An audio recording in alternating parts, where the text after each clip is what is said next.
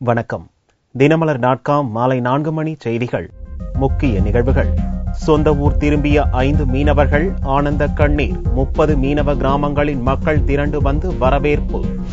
முல்லை பெரியாறு அணை நீர்மட்டம் 142 அடியாக நிலைநிறுத்தம். தென் மாவட்டங்களில் நிரம்பும் அணைகள். மழை தொடரும் என வானிலை மையம் தகவல்.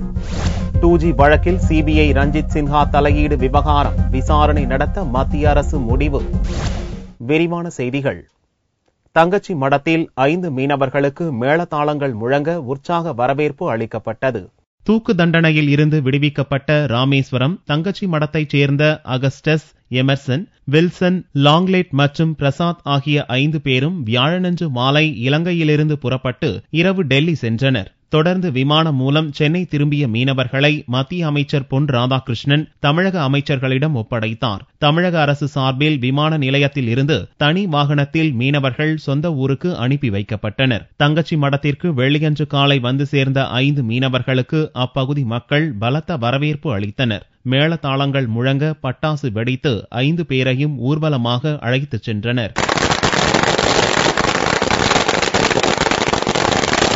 மீன்வளத்துறை அமைச்சர் ஜெயபால், விளையாட்டுத்துறை அமைச்சர் சுந்தர்ராஜ், MP அன்வர் ராஜா, மீன்வளத்துறை இயக்குநர் விஜயகுமார் உள்ளிட்டோர் மீனவர்களை வரவேற்றனர். மத்திய, மாநில அரசு, மீனவ அமைப்புகளுக்கு மீனவ குடும்பத்தினர் நன்றி தெரிவித்தனர். 5 மீனவர்களை மீட்டு தந்த மத்திய அரசாங்கத்தில் உள்ள பாரத பிரதமர் மோடி ஐயாவுக்கு நாங்க முதல்ல நன்றியை தெரிவிச்சுக்கிறோம். அப்புறம் வெளியுறவுத்துறை அமைச்சர், உள்துறை அமைச்சர் எல்லாருமே அங்க 5 பேரை மீட்கிறதுக்காக ரொம்ப எங்களுக்காக சப்போர்ட் பண்ணிருக்காங்க. அவங்களுக்காக நாங்க நன்றி தெரிவிச்சுக்கிறோம். அப்ப அடுத்தபடியாக நாங்க மாநில அரசாங்கத்தில் எங்களுடைய மாண்புமிகு தமிழக அமைச்சர் அம்மா அவர்களுக்கு நாங்க நன்றியை தெரிவிச்சுக்கிறோம்.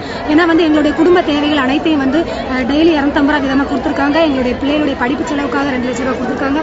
அதுக்காக நாங்க ரொம்ப நன்றியை தெரிவிச்சுக்கிறோம். என்றென்றைக்குமே நாங்க அவங்களுக்கு நன்றி உள்ளவர்களாக நாங்க இருப்போம். ராமேஸ்வரம், பாம்பன், தங்கச்சி மடம், மண்டபம் உட்பட 30 மீனவ கிராமத்தினர் மற்றும் மீனவ பிரதிநிதிகள் ஆயிரக்கணக்கானோர் இந்நிகழ்ச்சியில் கலந்து கொண்டனர். 5 மீனவர்கள் விடுதலையை சிலர் அரசியலாக்க முற்படுவதாக தமிழக முதல்வர் பன்னீர்செல்வம் வேதனை தெரிவித்துள்ளார். தமிழக முதல்வர் பன்னீர்செல்வம் வெள்ளியன்று ஒரு அறிக்கை வெளியிட்டார். கடந்த 2011ஆம் ஆண்டிலிருந்து தமிழக மீனவர் பிரச்சினை தொடர்பாக பிரதமருக்கு 56 கடிதங்கள் எழுதப்பட்டுள்ளதாக சுட்டிக்காட்டியுள்ள முதல்வர் பன்னீர்செல்வம் 2011ஆம் ஆண்டு இலங்கை கடற்படையால் 5 மீனவர்கள் கைது செய்யப்பட்டது தொடர்பாக முன்னாள் முதல்வர் ஜெயலலிதா எடுத்த நடவடிக்கைகளை பட்டியலிட்டுள்ளார். போதைப் பொருள் கடத்திய வழக்கில் வக்கீல் வைத்து வாதாட 2 லட்சம் ரூபாய் நிதி உதவி, மீனவர் குடும்பங்களுக்கு 7500 ரூபாய் மாத உதவித்தொகை உள்ளிட்ட பல்வேறு நடவடிக்கைகளை ஜெயலலிதா மற்றும் தமிழக அரசு மேற்கொண்டதால் 5 மீனவர்கள் விடுவிக்கப்பட்டு நாடு திரும்பியுள்ளதாக பன்னீர்செல்வம் தெரிவித்துள்ளார். 5 மீனவர்கள் சென்னை விமான நிலையம் வந்தபோது தமிழக அமைச்சர்கள் வளர்மதி, ஜெயபால், சுந்தரராஜ் ஆகியோர் அவர்களை வரவேற்று தலா 3 லட்சம் ரூபாய் நிதி உதவி வழங்கினர் என்று தெரிவித்துள்ள முதல்வர் பன்னீர்செல்வம், மீனவர் விடுதலைக்கு தாங்கள்தான் காரணம் என்று சிலர் அரசியலாக்க முற்பட்டிருப்பது வேதனை அளிப்பதாக கூறியுள்ளார். உண்மையான மீனவ நண்பன் யார் என்பது மீனவர்களுக்கு தெரியும் என்றும் மீனவர்கள் நலன் காக்க தமிழக அரசு தொடர்ந்து பாடுபடும் என்றும் பன்னீர்செல்வம் தெரிவித்துள்ளார். தமிழக அரசின் செயல்பாடுகள் கவலை அளிக்கும் வகையில் இருப்பதாக பாரதிய ஜனதா கட்சி தலைவர் தமிழிசை தெரிவித்துள்ளார்.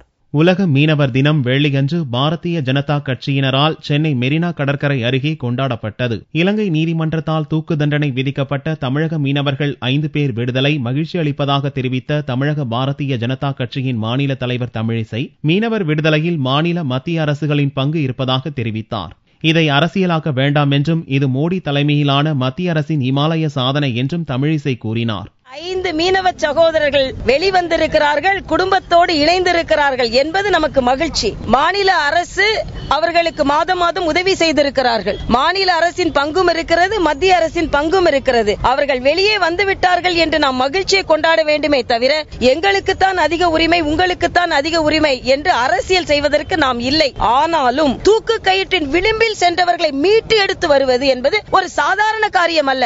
அதை மரியாதைக்குரிய மோடி அவர்களின் அரசு செய்திருக்கிறது என்பது ஒரு இமாலய சாதனை. தமிழக சாலைகள் மிக மோசமாக உள்ளதாக தெரிவித்த தமிழிசை, இதனால் கடும் வாகன நெரிசல் ஏற்படுவதாகவும் தமிழக அரசின் செயல்பாடுகள் கவலை அளிப்பதாகவும் குற்றம் சாட்டினார். முல்லை பெரியாறு அணையின் நீர்மட்டம் 142 அடி எட்டியதை தென் மாவட்ட மக்கள் இனிப்பு வழங்கி பட்டாசு வெடித்து உற்சாகமாக கொண்டாடினர். கேரள மாநிலம் இடுக்கி மாவட்டத்தில் அமைந்துள்ள முல்லை பெரியாறு அணையால் தென் தமிழகத்தின் மதுரை, தேனி, ராமநாதபுரம் உட்பட 5 மாவட்டங்கள் பயனடைகின்றன. 152 அடி உயரமுள்ள முல்லை பெரியாறு அணை பலவீனமாக உள்ளதாக கூறி கேரள அரசு அணையின் நீர்மட்டத்தை 136 அடியாக குறைத்தது. இதற்கு எதிர்ப்பு தெரிவித்த தமிழக அரசு உச்சநீதிமன்றத்தில் மனு தாக்கல் செய்தது. இதைத் தொடர்ந்து அணையின் பாதுகாப்பு குறித்து ஆய்வு செய்ய ஓய்வு பெற்ற நீதிபதி ஆனந்த் தலைமையில் குழு அமைக்கப்பட்டது. இக்குழுவினர் அணை ஸ்திரத்தன்மையுடன் இருப்பதாக அறிக்கை அளித்தது. கடந்த மே மாதம் பெரியாறு அணையின் நீர்மட்டத்தை 142 அடியாக உயர்த்திக் கொள்ள உச்சநீதிமன்றம் உத்தரவிட்டது. இந்நிலையில் கடந்த சில வாரங்களாக அணையின் நீர்பிடிப்பு பகுதிகளில் தொடர்ந்து பெய்து வரும் மழையால் அணையின் நீர்மட்டம் கணிசமாக உயர்ந்தது. அணையின் நீர்மட்டத்தை 142 அடியாக நிலைநிறுத்த தமிழக பொதுப்பணித்துறை அதிகாரிகள் அணையிலிருந்து வெளியேறும் தண்ணீரை முற்றிலும் நிறுத்தினர். இதையடுத்து வியாழனன்று இரவு முழு கொள்ளளவான 142 அடி நீர்மட்டத்தை முல்லை பெரியாறு அணை எட்டியது. இதை தேனி மாவட்ட மக்கள் இனிப்பு வழங்கி பட்டாசு வெடித்து கொண்டாடினர். இப்பொழுது 142 அடி தண்ணீர் தேக்கப்பட்டதால் 5 மாவட்டத்தைச் சேர்ந்த ஒருவோக விவசாயிகள், இருவோக விவசாயிகள், கண்மாய் பாசன விவசாயிகள் இப்பொழுது மகிழ்ச்சியாக இருக்கிறார்கள். வெள்ளியன்று காலை நிலவரப்படி அணைக்கு 1131 கன அடி நீர் வந்து கொண்டிருக்கிறது. அணையிலிருந்து 1400 கன அடி நீர் வெளியேற்றப்படுகிறது.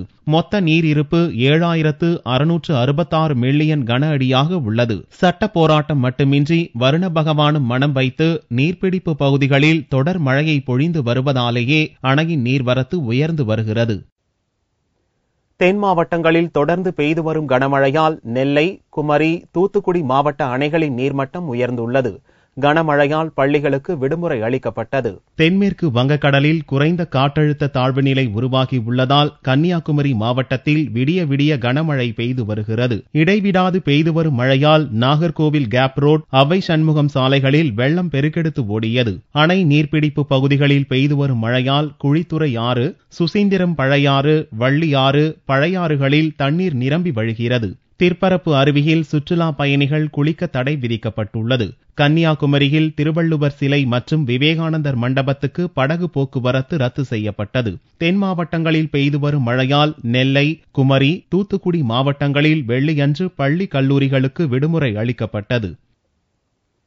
தமிழக தென் மாவட்டங்களில் கன மற்றும் மிக கனமழைக்கு வாய்ப்புள்ளதாக சென்னை வானிலை மைய இயக்குநர் ரமணன் தெரிவித்துள்ளார். வெள்ளியன்று செய்தியாளர்களை சந்தித்தார் சென்னை வானிலை மைய இயக்குநர் ரமணன். கடந்த சில நாட்களாக நிலநடுக்கோட்டுக்கு அருகில் உள்ள இந்திய பெருங்கடல் மற்றும் அதை ஒட்டியுள்ள தென்வங்க கடல் பகுதியில் நிலவி வந்த தாழ்வு நிலையானது இலங்கை ஒட்டியுள்ள தென்மேற்கு வங்கக்கடல் பகுதியில் ஒரு மேலடுக்கு சுழற்சியாக நிலவுகிறது. இதன் காரணமாக தென் மாவட்டங்களில் பெரும்பாலான இடங்களிலும் வட மாவட்டங்களில் ஓரிரு இடங்களில் மழையை எதிர்பார்க்கலாம் என கூறிய ரமணன் தென் மாவட்டங்களில் கன மற்றும் மிக கனமழைக்கு வாய்ப்புள்ளதாகவும் கூறினார். கடந்த சில நாட்களாக நிலநடுக்கோட்டு அருகில் உள்ள இந்திய பெருங்கடல் மற்றும் அதை ஒட்டியுள்ள தென் வங்க கடல் பகுதியில் நிலவி வந்த இந்த தாழ்வு நிலையானது இலங்கை ஒட்டியுள்ள தென்மேற்கு வங்க கடல் பகுதியிலே ஒரு மேலடுக்கு சுழற்சியாக நீடிக்கின்றது.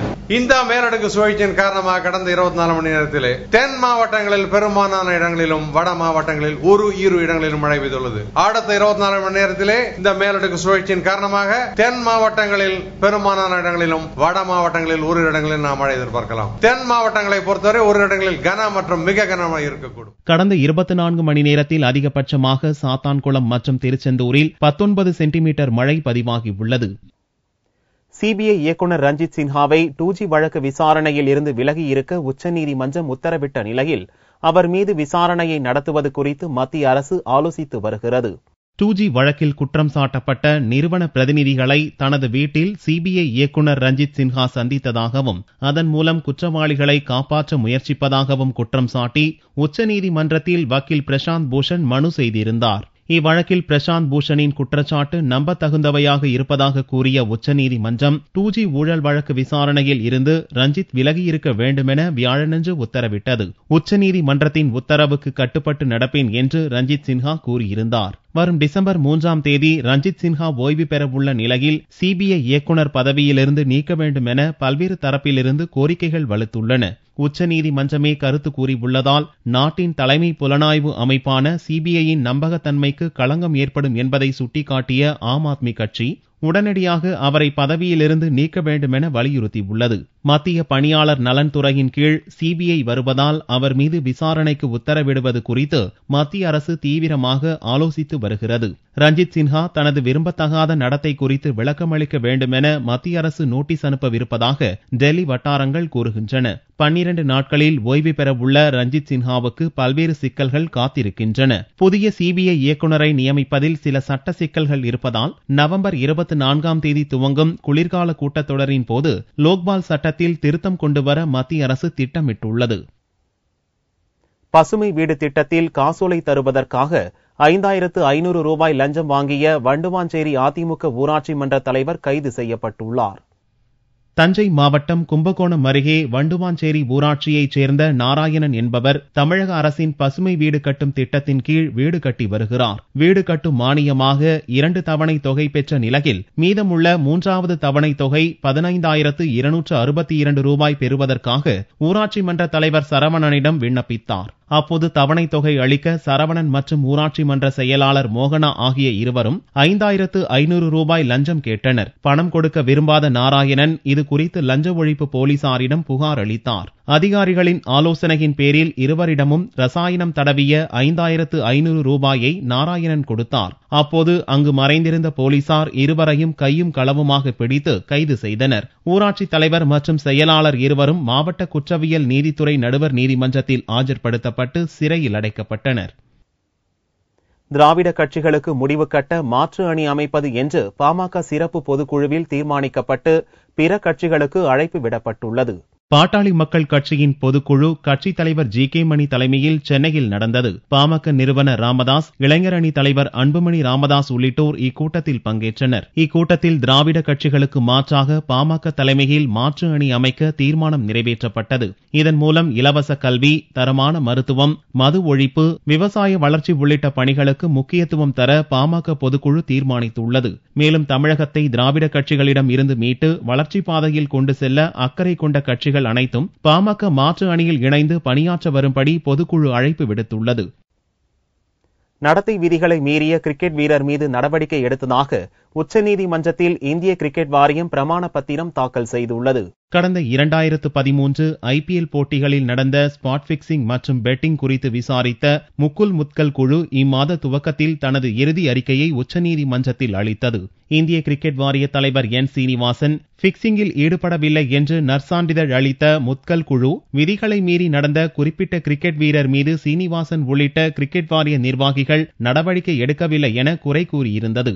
இந்நிலையில் இந்திய கிரிக்கெட் வாரியம் உச்சநீதிமன்றத்தில் வெள்ளியன்று ஒரு பிரமாண பத்திரத்தை தாக்கல் செய்தது. முகுல் முத்கல் குழு அறிக்கையில் கூறப்பட்டுள்ளதைப் போல அல்லாமல் நடத்தை விதிகளை மீறி நடந்த அந்த வீரரை கிரிக்கெட் வாரியம் நேரடியாக அழைத்து கண்டித்ததாக கூறப்பட்டுள்ளது. அந்த வீரர் செய்தது சிறிய தவறுதான் என்பதாலும் அவரது விளக்கம் திருப்திகரமாக இருந்ததாலும் அவர் மீது மேற்கொண்டு நடவடிக்கை எடுக்கவில்லை என்று கிரிக்கெட் வாரியத்தின் அபிடவிட்டில் கூறப்பட்டுள்ளது. சர்ச்சைக்குரிய அந்த வீரர் ஐபிஎல் போட்டிகளின் போது தவறிழைத்ததாக முகுல் முத்கல் குழு அறிக்கையில் கூறப்பட்டுள்ளது. ஆனால் கிரிக்கெட் வாரியத்தின் அபிடவிட்டில் குறிப்பிடப்பட்டுள்ள சம்பவம் இந்திய அணி இலங்கைக்கு சுற்றுப்பயணம் சென்ற போது நடந்தது. நவம்பர் 24ஆம் தேதி ஐபிஎல் வழக்கு உச்சநீதிமன்றத்தில் விசாரணைக்கு வரும்போது கிரிக்கெட் வாரியத்தின் இந்த அபிடவிட் மனுவையும் நீதிபதிகள் பரிசீலிக்க உள்ளனர். தங்கத்தின் விலையில் வெள்ளிக்கிழமையன்று ஒரு சவரனுக்கு 32 ரூபாய் அதிகரித்து ஒரு சவரன் தங்கம் 20,048 ரூபாய்க்கு விற்பனையானது. 1 கிராம் ஆபரண தங்கம் 2,506 ரூபாயாக இருந்தது. வெள்ளி 1 கிராமுக்கு 20 காசுகள் அதிகரித்து 38 ரூபாய் 90 காசுகளுக்கு விற்பனையானது. பார்வெள்ளியின் விலை 36,360 ரூபாயாக இருந்தது. சட்டையை கழற்றி போட்டு குத்தாட்டம் ஆடிய 8 போலீசாரை உத்தரப்பிரதேச அரசு சஸ்பெண்ட் செய்துள்ளது. வினோதமான சர்ச்சைகளை ஏற்படுத்துவதில் உத்தரப்பிரதேச போலீசாருக்கு நிகர் அவர்களே தான். சம்பல் மாவட்டத்தைச் சேர்ந்த ஒரு போலீஸ்காரரின் குழந்தைக்கு சம்பல் நகரில் உள்ள ஒரு ஹோட்டலில் பிறந்தநாள் கொண்டாட்டம் நடந்தது. விழாவில் கிட்டத்தட்ட 30க்கும் மேற்பட்ட போலீசார் கலந்து கொண்டனர். மூக்கு முட்ட குடித்த அவர்கள் குத்தாட்டம் போட துவங்கினர். போதை தலைக்கேறியதில் சட்டைகளை கழட்டி போட்டுவிட்டு பேண்டுடன் குத்தாட்டம் போட்டனர். அதிகாலை 3 மணி வரை குடிபோதையில் குத்தாட்டம் ஆடியவர்கள் ஹோட்டல் உரிமையாளருக்கு கொலை மிரட்டலும் விடுத்தனர். இவர்களது ஆபாச ஆட்டத்தை யாரோ தைரியசாலி படம் பிடித்து சமூக வலைதளங்களிலும் உள்ளூர் சேனல்களிலும் பரப்பிவிட உத்தரப்பிரதேச போலீஸ் அதிகாரிகள் கடும் அதிர்ச்சியடைந்தனர். சட்டையை கழற்றி போட்டு ஆடிய 8 போலீசார் உடனடியாக சஸ்பெண்ட் செய்யப்பட்டனர். मामले सामने इन लोगों ने जो बुक किया था 15 नवंबर को हमारे यहाँ प्रोग्राम, इसमें 3 पुलिस वाले थे। एक विवेक चौहान था पुलिस लाइन भैयोई का, और एक सूरज तोमर है जो संभल तहसील में गारत में है, और एक सौरभ है। इन तीनों लोगों ने प्रोग्राम बच्चे की बर्थडे का प्रोग्राम बुक किया और 30-35 पुलिस कर्मियों को लाके यहाँ पे नंगा नाच किया, और मना करने के बावजूद उन्होंने जान से मारने की धमकी दी हमें। इनसे मना किया, हमने इनसे कहा आप कानून के दायरे से बाहर जा रहे हैं, तो बोले हम पुलिस वाले हैं, कानून तो हम ही बनाते हैं, आप हमें हमारा कुछ नहीं बिगाड़ सकते। नहीं ठीक है साहब, इनके बेबस निकाल को मैं देखता रहा। बोले हम असले से रहे थे, असला इनके लगा हुआ था, असले को बार बार ये दिखा रहे थे, इसलिए मैं सहम गया। पुलिस प्रशासन से मेरी रिक्वेस्ट है और प्रार्थना है कि मेरी सुरक्षा, मेरे परिवार की मेरी सुरक्षा की जाए। போலீசார் போதையில் ஆட்டம் போட்ட சம்பவம் குறித்து இலாகா பூர்வ விசாரணைக்கு உத்தரவிடப்பட்டுள்ளது. போதையில் ரகளை செய்த போலீசார் அனைவர் மீதும் நடவடிக்கை எடுக்கப்படும் என்று உத்தரப்பிரதேச காவல்துறை தெரிவித்துள்ளது. மீண்டும் செய்திகள் இந்திய நேரப்படி இரவு 8 மணிக்கு. வணக்கம்.